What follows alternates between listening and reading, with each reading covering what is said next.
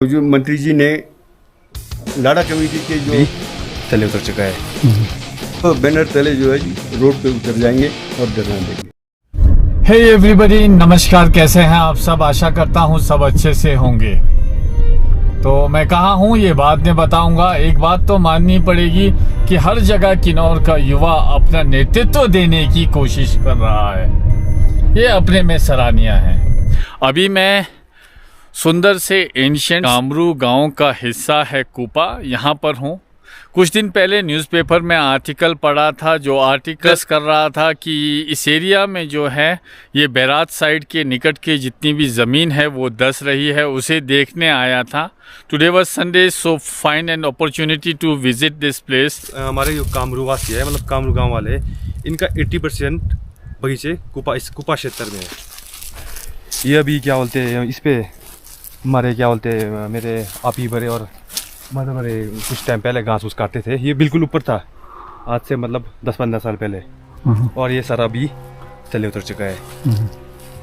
ये पूरा बाकी दराली क्यों ये इस तरह से, तो ये आपका जो ऊपर का जो हिस्सा है जो बचा हुआ है अभी ना हमारे पास, ये भी आने वाला टाइम में जो कंपनी की कंक्रीट का वॉल नहीं लगता तो ये सारा नीचे नदी में पहुंच जाएगा। ये देखिए आते साहब, ये क्या बोलते हैं, पिछले बार की बात है ना, ये अभी 6 महीने पहले की बात है, बरसात के टाइम की। ये पूरा मतलब ये इस तरह था बिल्कुल, यहाँ से आगे 10-15 फुट 15-20 फुट आगे था। ये आपको हाल ही पुराने आपको पता लग रहा होगा, अभी हाल ही में दसा। ऊपर हमारा आपका ये बगीचा भी है, ये क्या बोलते, इसको भी बिल्कुल खतरे पे मंडरा रहा है।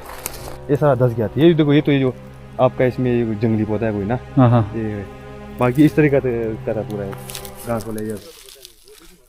ये गोल पत्थर आप देख पा रहे होंगे, ये हमेशा नदी के किनारे पर मिलता है। The legend goes like this कि बहुत पहले ये एरिया जो था, यहाँ पे एक बहुत बड़ा झील हुआ करता था। बाद में उस झील में सुराख हुआ और सारा पानी निकल गया। उस झील के ही रेमिनिसेंस ये कुपा का क्षेत्र है और रेत के ऊपर टिका है। कि हमारा जो ये कुपा क्षेत्र है ना, कामरू गांव का जो कुपा क्षेत्र है, ये पूरा मतलब रेत के ऊपर है एक तरीके से। तो उसमें ऐसा कि माइनिंग करने की वजह से जो क्या बोलते हैं, कुछ इससे पहले यहाँ पे जेपी कंपनी थी। जेपी कंपनी तो उसमें डायरेक्ट आपका इसको क्या बोलते हैं, रेता को बहा देती थी। और अभी कुछ सालों से इसमें जेएसडब्ल्यू है। जेएसडब्ल्यू इसमें 2-4 सालों से लगातार माइनिंग कर रही है। माइनिंग करने की वजह से हमारे को ये घाटा हो रहा है कि इसमें जो क्या बोलते हैं, जो रेत है, अरे परे के जो रेत को निकाल रही है, तो अरे परे से जगह उस वजह से खिसक रहा है। इस जो स्लाइड होने के बाद ना जी, हमने 2-3 आदमी गए, हम पीओ गए, लाड़ा का मीटिंग था। तो नेताजी को, हमारे मंत्री जी को हमने जो है एक एप्लीकेशन भी गुजारिश की। गुजारिश करने के बाद हमने पूरा बता दिया कि ये ऐसा ऐसा फ्लड पानी बढ़ने की वजह से इस बार बरसातें बहुत ज़्यादा हो गया ना जी। तो पानी जो है पूरी तरह बढ़ के सारा हमारा जो दीवारें वगैरह क्रूट वायर लगा था वो सारा ख़त्म हो गया। फिर गए हम वहाँ लाड़ा मीटिंग में। लाड़ा मीटिंग में मंत्री जी को बोलने के बावजूद मंत्री जी ने लाड़ा कमेटी के जो सचिव है एसडीएम महोदय को निर्देश दिया कि आप अपनी निगरानी में एक कमेटी गठित करो। उन्होंने कमेटी गठित कर दिया। तो 20-25 दिन के अंदर वो कमेटी जो है साइट पर आए जी। साइट पर हम गए थे, कमेटी वाले, हम इफेक्टेड एरिया वाले भी थे। तो वहाँ पर उन्होंने पूरा वॉच किया। वॉच करने पर उन्होंने ये निष्कर्ष निकाला कि यहाँ जो है, जो आने वाले समय ये क्रेट वायर तो कामयाब है ही नहीं, बोले इसमें पीसीसी वॉल और आरसीसी का वॉल लगे तभी ये ज़मीनें सुरक्षित रह सकता है, बोले उनकी ये रिपोर्ट थी। रिपोर्ट फिर उन्होंने मेरे ख्याल एसडीएम साहब को दिया होना। तो हमने तो पढ़ा उनका कॉपी ना जी, तहसीलदार जी ने हमारे को ऑफिस कॉपी के माध्यम से हमारे को अवगत कराया कि रिपोर्ट ऐसा साहब है। अब जब मेरे ख्याल दोबारा लाड़ा की मीटिंग होगी तभी इसका मतलब निष्कर्ष होगा।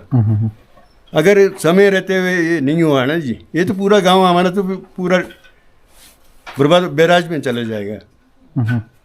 और ज़्यादा इरोजन इसलिए हो रहा है कि ये बीच में एक जेएसडब्ल्यू के द्वारा जो क्या कहते हैं, रेता जो है ना, पोकलैंड वगैरह लगा के खनन हो रहा है।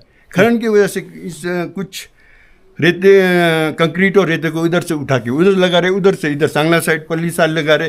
फिर पानी का जो है ना रुख बदल रहा है, तो डाइवर्ट होके जो है अंदर को रिसाव हो रहा है। रिसाव होने से पूरी तरह दरारें पड़ गई है। इस तरह से फिर अब पता लगा कि मौके पर पता लगा कि ये फिर वो दोबारा वो क्रेट वायर लगा रहे बोले। फिर हम जो फिर अगर समय होते हुए ये अगर सीसी और आरसीसी वाल नहीं लगाए तो हम पूरे 40-50 जो इफेक्टेड पर्सनस है हम तो बैनर तले जो है जी रोड पे उतर जाएंगे और धरना देंगे।